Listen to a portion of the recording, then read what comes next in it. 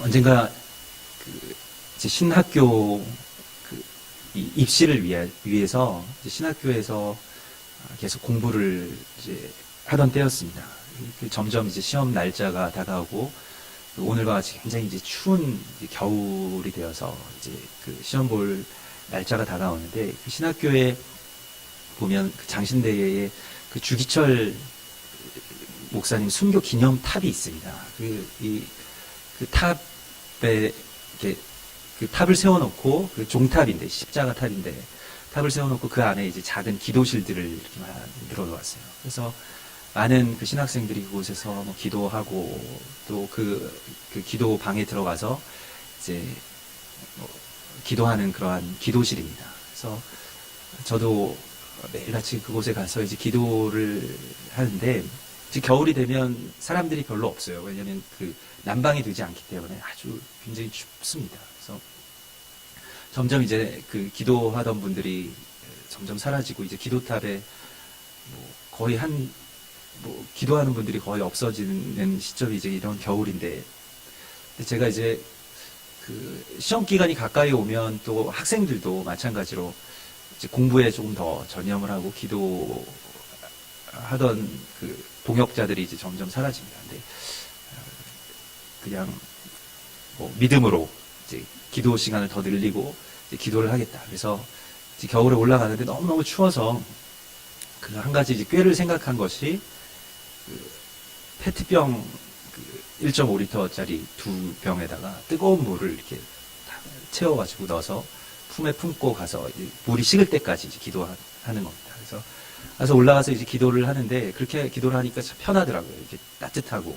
그래서 마치 하나님 따뜻한 품을 이렇게 느끼는 것처럼 페트병 두 개를 안고 차가운 기도탑에서 기도를 하는데, 기도를 하다가 눈을 뜨고 이제 한강 건너편의 천호동의 모습이 이렇게 보입니다. 기도탑에 올라가는데 불빛이 반짝반짝 하는데, 겨울에 이렇게 서울의 어떤 불빛들이 이렇게 반짝반짝 하는데 그 불빛 사이사이에 그런 어둠들을 하나님께서 보여주셨습니다.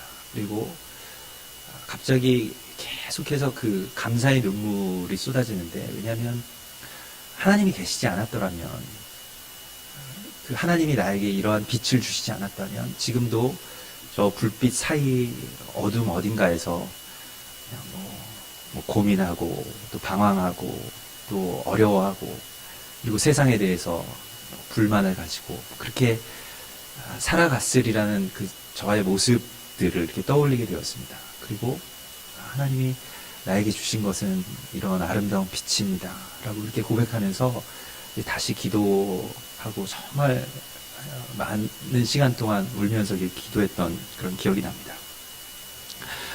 오늘 우리가 주님을 바라볼 때 이 세상의 어둠, 또 이 세상의 겨울, 영적인 겨울과 어둠 가운데서 우리 주님께서는 우리에게 밝은 빛으로 또 따뜻한 빛으로 임하셨습니다.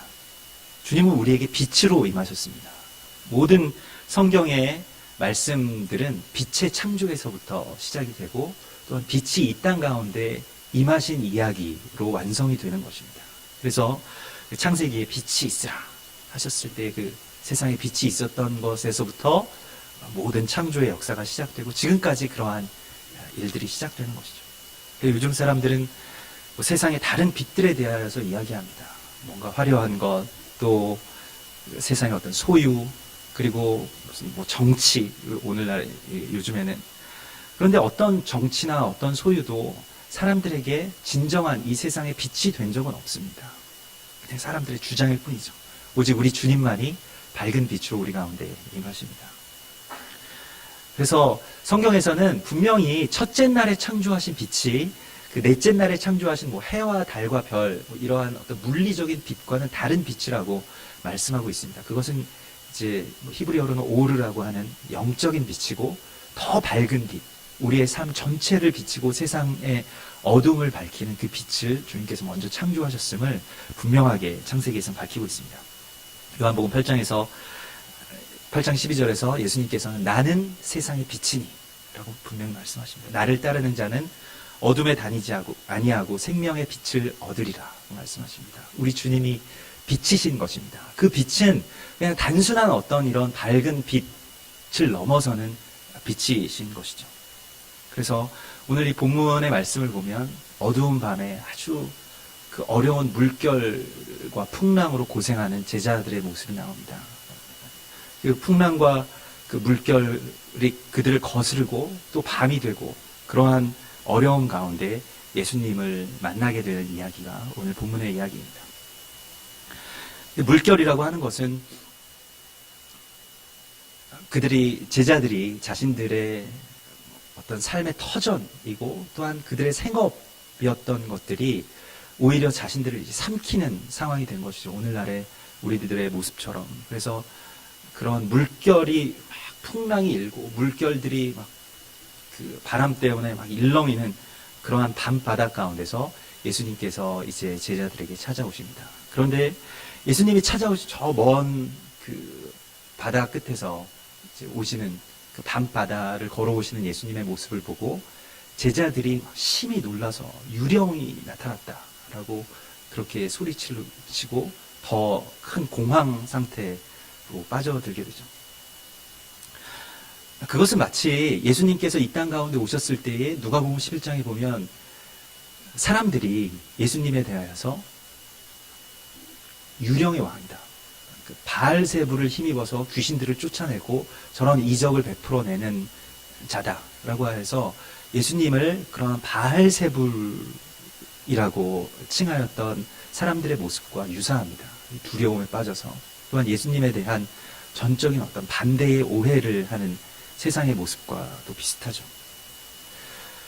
그런데 그때에 이제 베드로가 고백하게 되는 것은 만일 주님이시거든 이라는 고백을 합니다. 만일 주님이시거든 저에게 명하소서. 우리가 오늘 주님께서 우리 가운데 원하시는 또 우리 가운데 찾으시는 사람은 만일 주님이시거든 이 땅 가운데 우리가 주님을 붙들고 정말 주님을 믿는 사람이라면 우리 이 고백을 해야 될 것입니다. 주님 나에게 지금 사명을 주시옵소서. 지금 명하소서 라고 하는 이 사명에 대한 갈급함을 우리가 가져야 할 것입니다.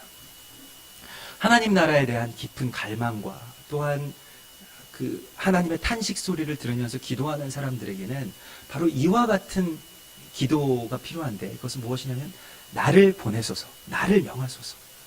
내가 여기 있습니다. 내게 이 산지를 주옵소서. 나에게 명하여 주시옵소서라고 하는 그 고백이 있어야 할 것입니다. 그저 배에 머물러 있는 신앙이 아니라 그저 배에 머물러서 이 세상의 풍랑에 그저 떠다니고 일렁이는 그 바다의 그 속에서 나 자신을 지키려고 한다면 배에 머물러 있는 게 가장 안전하겠죠. 그러나 우리는 어찌 보면 분명하지 않은 또 사람들이 보기에는 유령처럼 보이는 예수님에게 그러한 기도를 올려야 하는 것입니다. 주님 나에게 명하셔서 이 바다를 건너가게 하소서. 이 바다를 건너 주님께로 가게 하소서라는 기도를 해야 할 것입니다. 이것이 사명자들의 기도입니다. 사명자들이라는 것은 예수를 믿는 모든 자들이 그러한 부르심을 받은 것입니다. 우리는 우리의 평안을 위해서 부르심을 받은 것이 아니라 하나님께서 우리를 이 땅 가운데 보내신 그 목적이 밝혀지는 것, 그것이 바로 빛이 우리 가운데 임하신 첫 번째 일입니다. 그래서 우리가 그냥 이 세상 가운데서 이 어둠에 풍랑 있는 바다 속에서 그 배에 타고 괴로워하면서 그 배를 그냥 안정시켜 달라고 기도하는 것은 사실은 우리에게는 그렇게 필요한 기도가 아닙니다. 우리에게 필요한 기도는 그의 나라와 그의 의를 향해서 이 배에서 내릴 수 있게 해달라고 기도하는 것입니다. 우리가 이 세상에서 잘 살고 언제나 이 세상의 어떤 가치나 또 평안을 누리면서 사는 것이 예수 믿는 이유가 아니라 이 세상에 내가 타고 있는 배에서 내릴 수 있게 해달라고 기도하는 것, 또한 그것이 예수 믿는 것의 참된 가치이고 발견입니다. 빛이 우리 가운데 임하셨을 때 우리는 그냥 어둠 가운데서 머물러 있는 자가 아니라 새로운 생명을 향해서 나아갈 수 있는 자가 되는 것입니다. 이것이 사명입니다. 우리는 이 사명을 구해야 됩니다. 우리가 이 세상에 보내심을 받은 것은 그렇게 한가롭게 이 세상의 배에 타고 그냥 없는 평안을 간구하는 것에 그치기 위해서 보내심을 받은 것이 아니라는 것입니다. 그래서 그냥 배에 뭐 이전에 우리의 삶의 어떤 한계 또 두려움 그러한 배에서 내려서 주님께로 가게 해달라고 오늘 우리는 간구해야 할 것입니다. 주님 나를 명하여 주시옵소서. 나에게 그 명을 주시옵소서. 그래서 우리가 예수님을 바라볼 때 예수님은 그런 분이시군요. 예수님은 물 위를 걸으실 수 있는 분이십니다. 예수님은 병든 자를 고치실 수 있는 분입니다. 예수님은 이 세상을 회복시키는 분입니다. 라고 감탄하기만 해서는 안 되는 것이죠. 그것은 온전한 믿음이라고 할 수 없는 것입니다. 진정한 믿음은 예수님과 같이 되게 해달라고 기도해야 됩니다. 예수님과 같은 삶을 살게 해달라고, 예수님의 길을 가게 해달라고 기도하는 삶이 바로 제자의 삶이고 또 예수 믿는 자들의 삶인 것입니다. 배를 타고 그냥 묻어가는 종교가 아닌 것입니다. 그냥 묻어가는 어떤 종교인이 되는 것은 아무런 의미가 없는 것이죠. 배 밖으로 나와서 물 위로 걸어갈 수 있게 해달라는 기도, 그것이 정말로 베드로의 위대한 기도이고 예수를 믿는 자들의 위대한 고백이어야 할 것입니다. 물 위에 서는 것과 같이 자기 자신을 완전하게 드릴 때에만 우리가 정말 예수 믿는 참된 기쁨을 누릴 수 있게 되는 것입니다. 세상 사람들이 속한 어떤 그 배, 또 기독교라는 어떤 종교 자체의 그런 어떤 종교의 영에 휩싸인 그런 배가 아니라 정말로 예수님께서 걸어가신 그 길을 걸어갈 수 있는 길로 가게 해달라. 이 간구가 우리의 간구가 되기를 원합니다. 오늘 어제 저녁부터 이제 성경의 겨울 절기인 한우카 수전절이 이제 시작이 됐습니다. 이 수전절, 이 한우카라는 뜻은 봉헌하다, 드린다라는 뜻이 있습니다. 완전히 나 자신을 하나님의 성전에 산 제물로 드리는 그러한 제사 절기의 시작이죠. 겨울 절기인데 한우카의 이야기는 이렇습니다. 말라기서 이후에 예수님께서 오시기 전 그 중간에 한 400여 년 정도의 침묵이 있으셨습니다. 하나님의 침묵이 있었는데 그때 약 절반 정도 지났을 때에 이제 주전 167년경에 우리가 잘 아는 알렉산더 대왕의 후계자 중에 한 명인 안티오쿠스 에피파네스라고 하는 시리아를 통치하고 있었던 후계자 중 한 명인 왕이 있습니다. 그 왕이 이집트를 거의 다 침공해서 점령하기 직전에 이제 로마의 시저 군대가 이집트를 돕게 되죠. 그래서 거기서 다시 밀려나게 되면서 이집트에서 다시 이제 밀려나게 되면서 아주 분노한 안티오쿠스 왕이 예루살렘에 대해서 분노를 표출합니다. 그래서 예루살렘을 점령을 하는데 이스라엘을 점령하는데 3일 동안 4만 명을 죽입니다. 역사서에 보면 엄청난 대학살을 일으키고 그곳의 모든 살아있는 남자들 다 죽인, 거의 다 대부분 다 죽인 이후에 이제 예루살렘을 점령해서 무슨 일을 하냐면 예루살렘 성전에 제우스 신상을 세웁니다. 그리고 성전에 있었던 모든 토라, 말씀 두루마기를 칼로 다 베어버리고 돼지의 제물을 그곳에 바치고 돼지 피를 다 성전에 다 뿌립니다. 그리고 돼지고기를 다 먹이고 먹지 않는 레위인들이나 제사장들 다 죽입니다. 그런 식으로 완전히 이스라엘과 예루살렘을 자신들의 어떤 헬라식 종교, 헬라식 재단으로 그곳을 완전히 뒤바꾸어 버리는데 그는 다니엘서에 나온 적 그리스도의 어떤 한 모형이죠. 훗날에 적 그리스도가 왔을 때에 그러한 일들이 있을 것이라고 성경이 예언을 하고 있지만 또한 그때의 그러한 한 모형으로, 적 그리스도에 대한 모형으로 군대로 예루살렘 성전을 에워싸고 또한 멸망에 가증한 것을 그 가운데에 세우는 그러한 일들을 하게 됩니다. 그래서 성전의 모든 예배를 다 폐하고 성전에 있었던 모든 불들을 다 끕니다. 근데 한 레위인 제사장 가문에 마타디아스라고 하는 그 제사장이 이제 자기의 어떤 제사장 순번이 돌아왔는데 자기가 가서 이제 제우스 신전에 제사를 드려야 되는데 그 제우스 신전이 된 예루살렘 성전의 제사를 드려야 되겠는데 그것을 기도 중에 나는 도저히 그 일을 할 수 없다라고 하여서 자신의 아들인 막내 아들인 마카비와 함께 반란군을 조직해서 이제 헬라의 군대들과 싸우게 됩니다.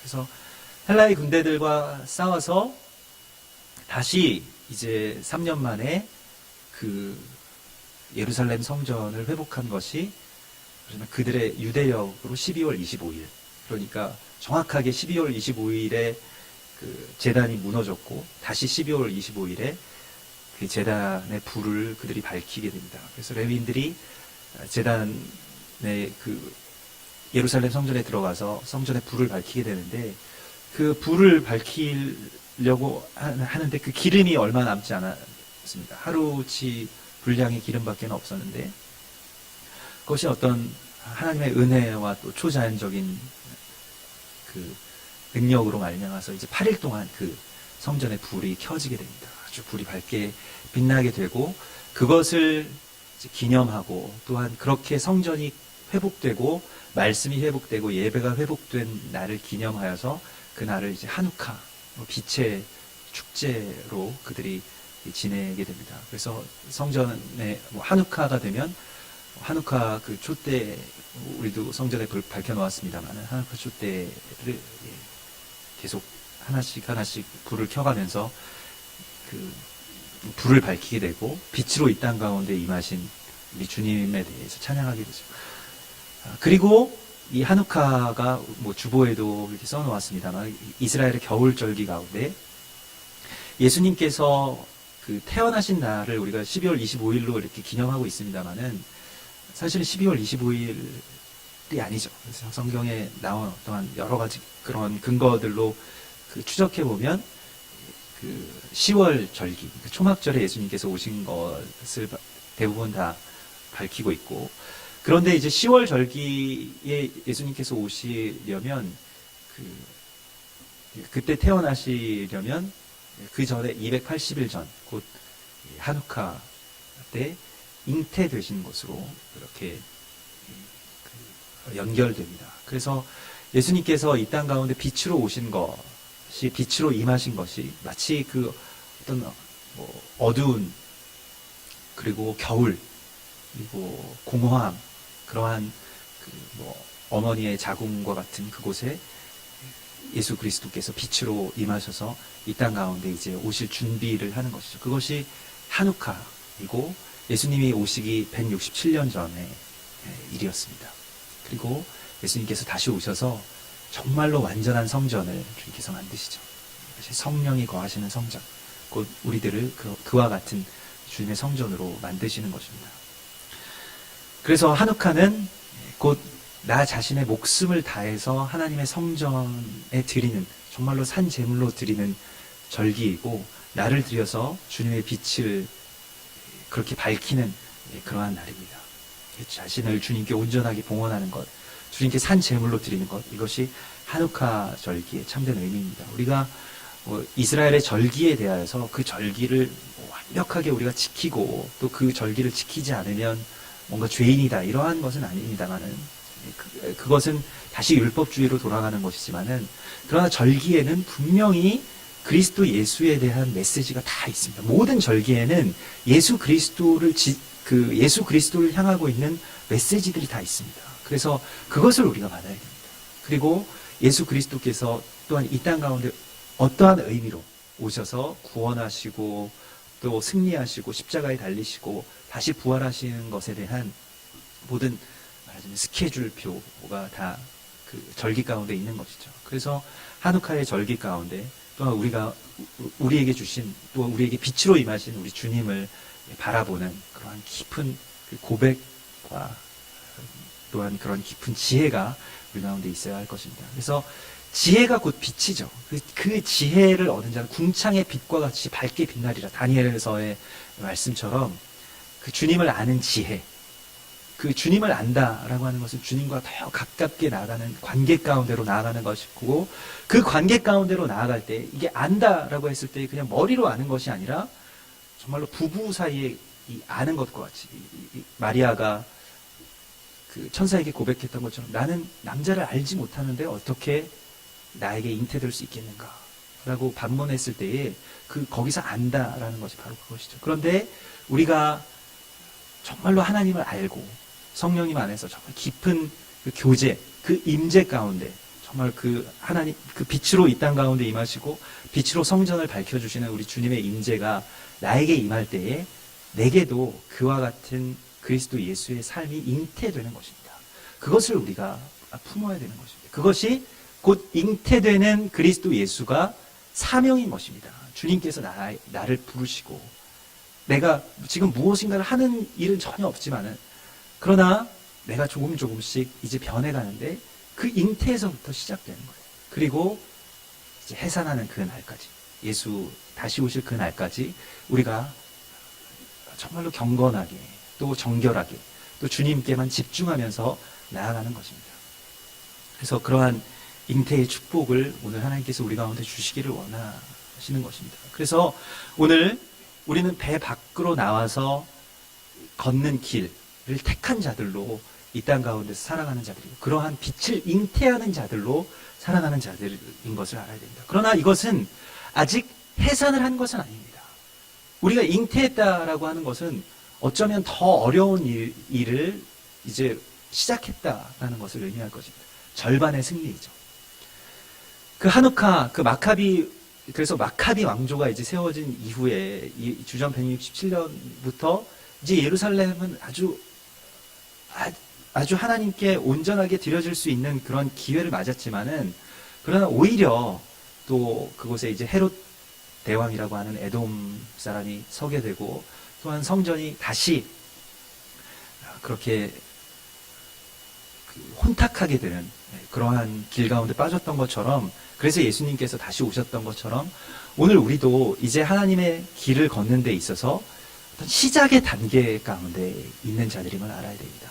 그것을 품은 자들로 우리가 지금 살아가는데 이것은 굉장히 위험한 일이라는 것을 알아야 됩니다. 마치 오늘 이 본문 가운데 나온 물 위를 걷는 것과 같은 그러한 모습처럼 우리가 이 길을 걷는 것, 예수 그리스도를 정말로 배에서 내려서 따라가는 것과 같은 길을 걷는 것은 물 위를 걷는 것처럼 어렵고 또한 사실은 불가능한 일인 것입니다. 그래서 내가 어떻게 이런 일들을 할 수 있을까? 에서부터 우리가 출발하죠. 내가 어떻게 물 위를 걸을 수 있을까? 내가 어떻게 처녀의 몸으로 아이를 낳을 수 있을까? 내가 어떻게? 라는 것에서부터 출발하는데 그러나 주님께서 우리를 부르셨기 때문에 우리는 나올 수 있는 것입니다. 주님께서 나를 택하셨기 때문에 하나님의 모든 말씀은 능치 못하심이 없느니라 하는 그 말씀 때문에 마리아가 예수님을 낳을 수 있는 것입니다. 아무리 비천한 자라 할지라도 아무리 어려운 자라 할지라도 그곳에서 나와서 걸을 수 있습니다. 주님이 명하셨기 때문입니다. 그러면 우리가 이제 그 길을 걷는 자들로서 그 물 위를 걷는 자들로서 우리는 이제 오직 주님께만 집중해야 됩니다. 여기서 이제 필요한 것은 집중입니다. 하나님만 바라보는 것입니다. 오직 주님께만 집중하지 않으면 이 길은 곧바로 물속으로 빠지는 상황 가운데 있다는 것을 우리가 알아야 됩니다. 하나님의 사명이라는 것은 그렇습니다. 그래서 우리가 그냥 사명 가운데 있지 않고 배에 있으면 주님을 보건 뭐 한눈을 팔건 별로 나에게 그런 일들이 일어나지 않아요. 우리가 대적들이 안심하는 상태에 있으면 대적도 우리를 건드리지 않습니다. 시험이 없어요. 우리가 원하는 삶은 아마 그런 거일지도 모릅니다. 시험이 없고 뭐 나에게 뭐 대적들이 나를 뭐 주목해보지 않는 삶일 수도 있을 것입니다만은 그러나 그것은 진정한 평안이 아닙니다. 그냥 노예로 살아가는 것은 그건 자유가 아니죠. 다 같이 죽는, 다 같이 뒤집히는 그 배에 타고 있는 것이 우리의 사명의 길이 아닐진데 우리가 이제 주님을 바라면서 배에서 내렸다라고 하는 것은 이제 온갖 미혹과 유혹 그리고 물속으로 빠뜨리려고 하는 모든 시도들 앞에 당당하게 서는 것을 의미하는 것입니다. 세상의 파도는 또한 대적들이 우리 가운데 주는 그런 풍랑은 아직 그친 게 아닌 것입니다. 그래서 우리 가운데 하나님께서 특별히 오늘 우리 교회와 성도들에게 주시는 말씀은 하나님께 집중하라는 것입니다. 오직 주님만을 바라보라는 것입니다. 여기에서는 다른 것에 마음을 빼앗겨서는 안 되는 것이죠. 근심들과 두려움들, 또한 모든 문제들과 어떤 상황들, 또 뭐 주변의 사람들, 이러한 것들을 바라보면 곧바로 빠지게 됩니다. 문제보다 더 크신 우리 주님을 바라보지 않으면 이 사명에 집중할 수 없어요. 항상 모든 주님의 일들이 시작될 때 항상 다른 싸움을 하게 하는 것이 대적들입니다. 그러니까 다른 적들을 우리 가운데 주죠. 다윗이 골리앗이랑 싸우러 나가야 되는데 괜히 누가 와서 시비를 겁니까? 형들이 와서 시비를 겁니다. 또 먼 친척들도 아니에요. 가까운 형들이 와서 너 왜 여기서 오버하냐? 왜 여기서 네가 골리앗을 대적해서 어떻게 네가 감히 여기서 나갈 수가 있느냐? 집에 가서 양들이나 봐라. 이렇게 이야기하고 우리의 자존심을 깎아내리고 주변에서 뭐 다른 어떤 적들. 근데 그때에 다윗이 발끈해서 형들과 싸운다면 골리앗과의 그러한 승리는 있을 수가 없는 것이죠. 사단은 그걸 원해요. 거기서 막 형들을 이겨먹고 형들과 싸우고 그걸 원하는 것입니다. 그 싸움을 원하는 것입니다. 그러나 우리는 오직 이 길에 집중해야 되는 것입니다. 우리가 지금 어떠한 적들을 대적해서 싸우고 있는지, 성전을 회파하고 또한 그리스도 예수를 가리우는 다른 신상들을 패하기 위해서 우리는 나아가고 있는 것입니다. 그러므로 우리에게 필요한 것은 오직 예배입니다. 예배하면서 집중해야 하는 것입니다. 그래서 우리가 예배 가운데 뭐 다른 근심들, 두려움들, 또 구하는 것들, 이런 걸 일단 내려놓는 것입니다. 내게 지금 뭔가 부족하고 내가 이 예배를 통해서 뭐를 받아야 되고 이런 것을 일단 다 내려놓고, 먼저 그건 나중에 이야기입니다. 다 내려놓고 오직 주님을 바라보는 것입니다. 참 좋으신 주님, 빛이신 주님, 그분만을 바라보며 높이는 것입니다.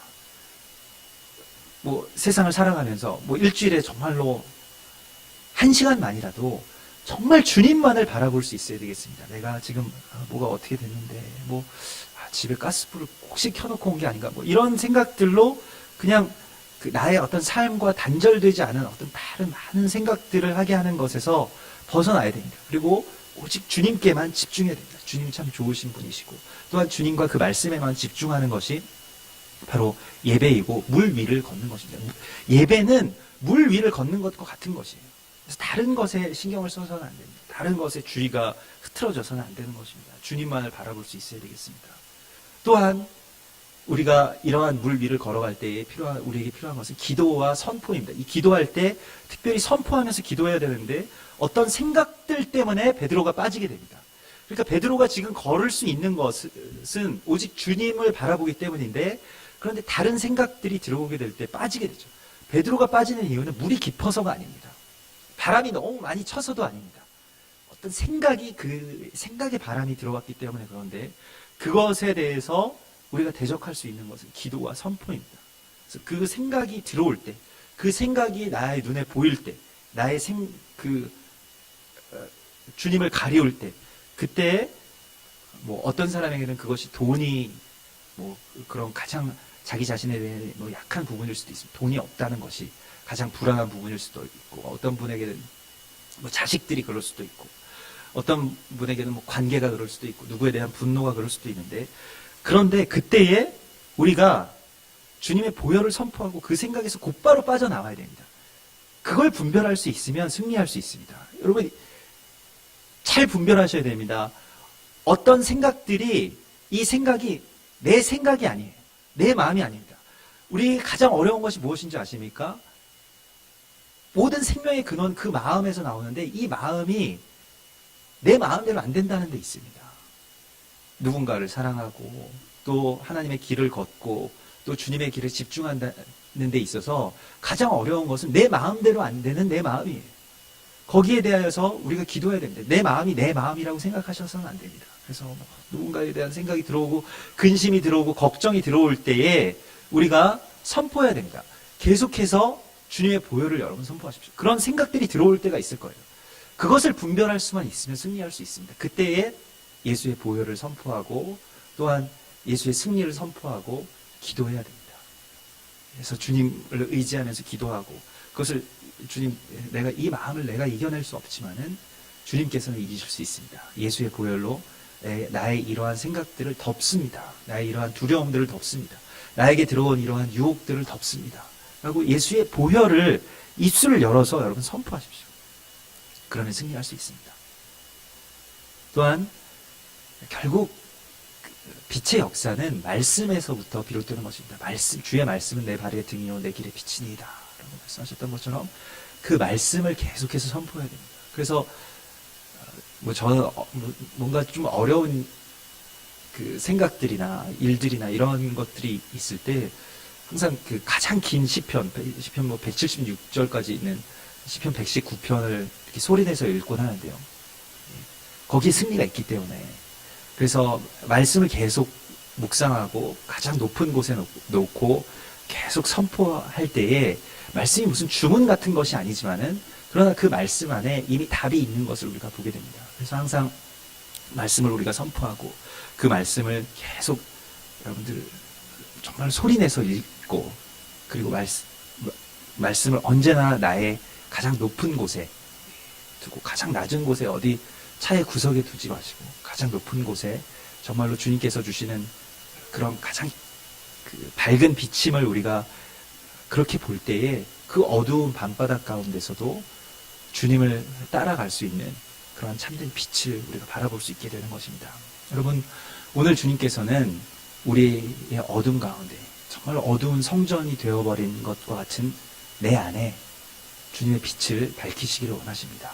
주님의 말씀으로, 또한 주님께서 부르시는 그 부르심의 사명으로 우리에게 그 빛을 향해서 나오라고 말씀하십니다.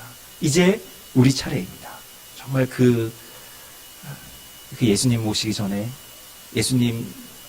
그 어두운 성전에 불을 밝혔던, 목숨을 걸고 불을 밝혔던 마카비 가문처럼 우리도, 또한 우리 가정도 그와 같이 이 세상 가운데서 정말 밝게 빛나는 주님의 성전으로, 또한 거룩한 주님의 그 빛의 길로 우리도 나아갈 수 있는 그런 부르심에 합당한 주님의 사람들이 되시기를 주의 이름으로 축원합니다. 같이 기도하겠습니다. 주님, 이 세상에 캄캄하고 어둡고 추운 겨울, 우리는 주님의 빛을 바라며 또한 주님의 빛을 밝히는 자들 되기를 원합니다. 세상의 모든 어둠 가운데 그저 순응하며 그저 그 배에서 놓치고 싶지 않은 이 세상의 일들 가운데서 살아가는 우리들을 좀 불쌍히 여기시고 하나님의 거룩한 빛으로 나아갈 수 있도록, 또한 빛의 자녀들이 될 수 있도록 인도하여 주시옵소서. 거룩하신 예수 그리스도의 이름으로 기도드리옵나이다. 아멘. 우리 다 함께 찬송 나의 가는 길 들으시면서 준비해 오신 예물 하나님께 드리겠습니다.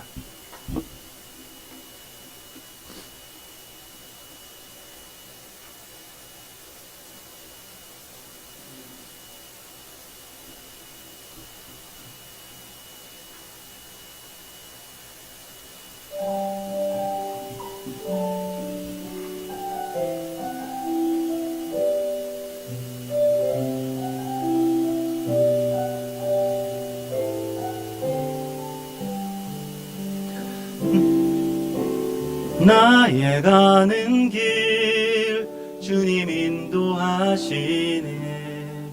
그는 보이지 않아도 날 위해 일하시네. 주 나의 인도자 항상 함께 하시네.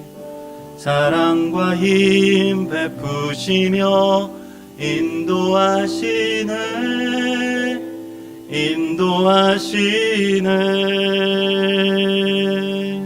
광야에 길을 만드시고 날 인도해. 사막에 강 만드신 것 보라. 하늘과 땅 변해도 주의 말씀 영원히 내 삶 속에 새 일을 행하리. 나의 가는 길 주 주님 인도하시네. 그는 보이지 않아도 날 위해 일하시네. 주 나의 인도자 항상 함께 하시네. 사랑과 힘 베푸시며 인도하시네. 인도하시네.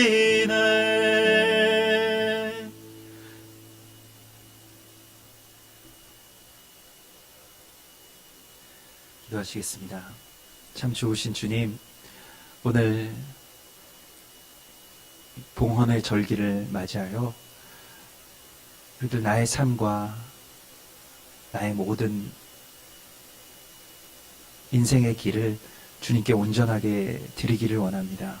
주님께 봉헌된 자로 살아가기를 원합니다. 주님, 우리를 받아주시고 또 우리가 주님의 빛 가운데에서 오직 이 세상에 주님의 성전의 빛을 밝히는 자들이 되게 하여 주시고, 이 세상의 어둠 가운데 속하지 아니하는 주님의 사람들이 되었사오니 이제 물 위를 걷는 것과 같은 어려움과 또한 또 위험과 불가능의 길이라 할지라도 오직 주님 바라봄으로 또 주와 함께 걸어감으로 이 길을 참으로 사망의 음침한 골짜기를 가는 것과 같은 어려움이라 할지라도 주님과 함께 늘 승리의 길로 선포하며 걸어가는 주의 사람들 되게 하여 주시옵소서. 주님, 우리가 이 제단에 나 자신을 드리는 표로 이 예물을 하나님께 드립니다. 이 예물에 드려있는 고백과 또한 나의 헌신을 주님께서 받아주시옵소서. 구별하여 드리는 11조의 예물, 또 감사의 예물 가운데 우리의 모든 소유의 주인이신 하나님을 높이고 또한 우리의 모든 삶의 감사의 이유가 되시는 주님만을 바라오니 주님 홀로 영광 받으시옵소서. 이제는 우리 주 예수 그리스도의 구속의 은혜와 아버지 하나님의 극진하신 사랑하심과 성령님의 교통하심이 주께서 택하시고 이 땅 가운데 빛으로 부르신 거룩한 주님의 성도들과 또 이 교회 위에 또 이 땅 가운데 밝히 빛날 우리 한국교회와 또한 저 북녘 땅의 성도들 그리고 일본과 또 이스라엘의 주님 사랑하시는 백성들 위에 이제로부터 영원까지 함께 계실지어다. 아멘.